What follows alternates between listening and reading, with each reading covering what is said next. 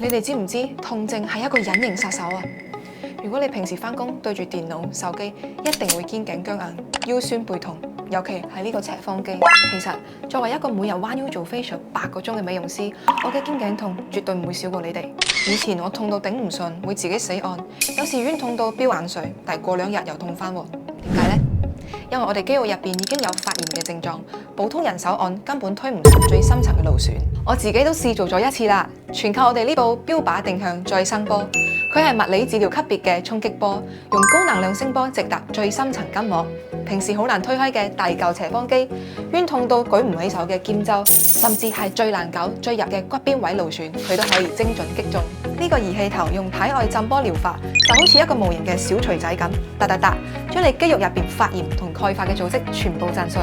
打完後啲微循環即刻通返，個膊頭好似放低個大包袱咁，拉扯感即刻消失晒。配合埋 Dr. Rainbow 遠紅外線瘡，連淋巴水腫都處理埋。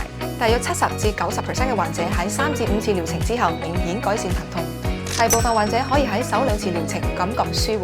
點解要喺美容院搞痛症？女人 me time 好寶貴㗎，可以一次過搞掂痛症同靚樣。去診所冷冰冰好大壓力㗎嘛。喺呢度你可以揀中意嘅精油敷住韓式熱艾精包。記住啊，長期痛症會影響情緒，長此下去會形成亞健康問題，令人望落去特別老同憔悴，到時候要處理就會難上加難啦。